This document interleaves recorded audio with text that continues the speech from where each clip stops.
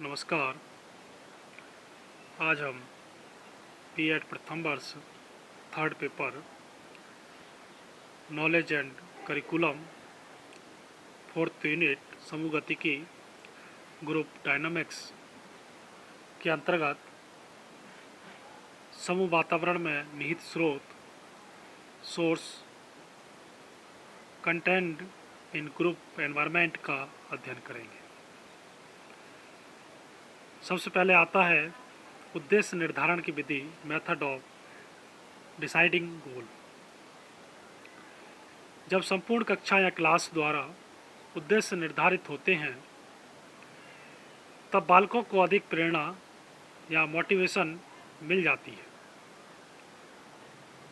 वह समझने लगते हैं कि उनका भी अपने भाग्य के निर्धारण में हाथ है और इस प्रकार समूह उद्देश्य जिनको प्राप्त करने में उन्होंने सहायता या हेल्प दी है उन्हें वह अपने व्यक्तित्व उद्देश्य इंडिविजुअल गोल समझने लगते हैं।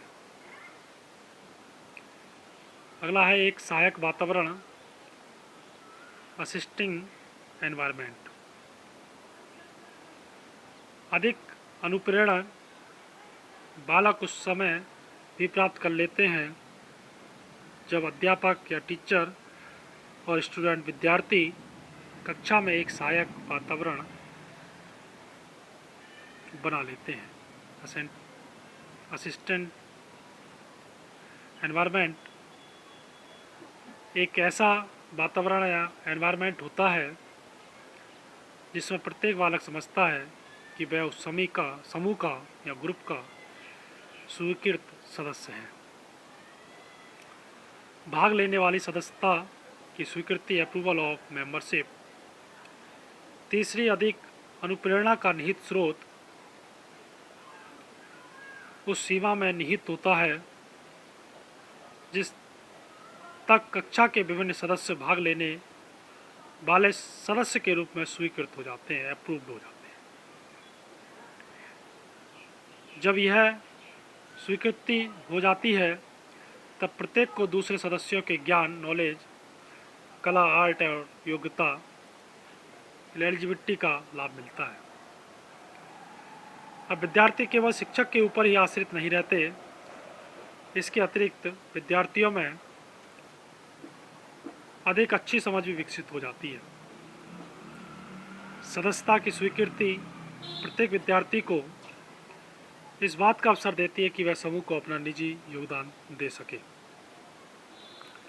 अगला है दूसरों के साथ अंतःक्रिया करना, इंटरेक्शन विद अदर्स। विद्यालय में 70% जो घटनाएं हैं, इंसिडेंट हैं, जो एक छोटे बालक के विद्यालय के दिन में घटित होती है। किसी न किसी व्यक्ति अथवा व्यक्तियों के साथ अंतःक्रिया या इंटरेक्शन है। दूसरों से मिलना, उसके विकास में वृद्धि या डेवलप करना या रुझान उत्पन्न कर देना है। इससे स्पष्ट होता है कि विद्यालय शिक्षण, स्कूल टीचिंग में इस प्रकार की अंतःक्रिया, इंटरेक्शन में उन्नति की जानी चाहिए और दूसरे के संपर्क में आने का उपयोग करके प्रभावशाली शिक्षण, इफेक्टिव टीचिंग दिया जाना चाहिए। ऐसा उस समय संभव है जब शिक्षक समूह में सक्रिय शक्तियों का ज्ञान रखे और शक्तियों को अच्छे ढंग से व्यवस्थित करें। जैसे वह विद्यार्थी या स्टूडेंट्स के आपस में मेलजोल को बढ़ाए और इस मेल को उनके सीखने की क्रिया में प्रेरणात्मक ढंग या मोटिव्स के रूप में प्रयोग करें। जब बालकों को एक प्रोजेक्ट दिया जाता है तो वह मिलजुल कर उस पर कार्य करते हैं, तो इस प्रकार की अंतःक्रिया सीखने में सहायक होती है। विद्यार्थियों की प्रगति उनकी आवश्यकताओं से प्रभावित होती है। Needs effect students progress.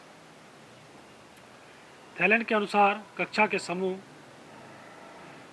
Group dynamic अथवा शिक्षक और विद्यार्थी दो प्रकार की समस्याओं का एक ही समय में सामना करते हैं। व्यक्तिगत सदस्यों की सामाजिक संवेगात्मक आवश्यकताओं का सामना और सीखने के उद्देश्यों को प्राप्त करना।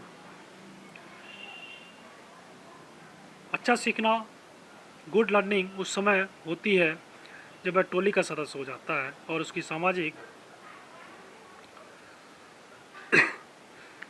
सोशल आवश्यकताओं की पूर्ति हो जाती है। शिक्षा का कार्य समूह के सदस्यों को इस बात में सहायता या हेल्प देना है ताकि वह एक दूसरे के साथ संतोषजनक ढंग से रह सकें, उनकी सामाजिक संवेगात्मक समस्याएं प्रॉब्लम सॉल्व हो सकें। जितना शीघ्र शिक्षक विद्यार्थियों को एक दूसरे के साथ संवेगात्मक सहयोग से कार्य करना सिखा देगा, उतने ही शीघ्र वह अपनी शक्ति को विभिन्न समस्याओं के हल की ओर लगा देगा। अगला है संबंधों के प्रतिमान सीखने पर गहरा प्रभाव डालते हैं। Relational models effect learning.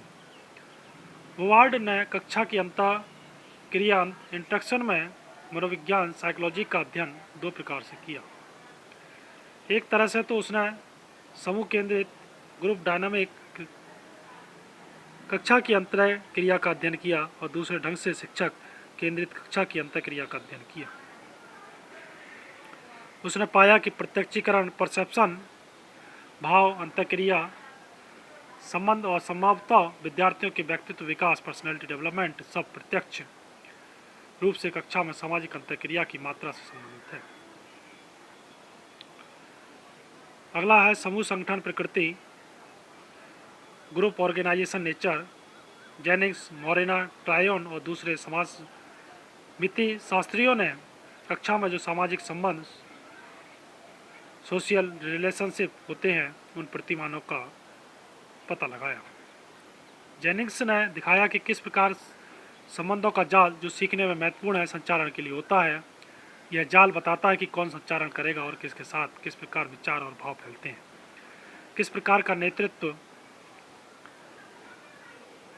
होता है और उसकी क्या स्थिति होती है।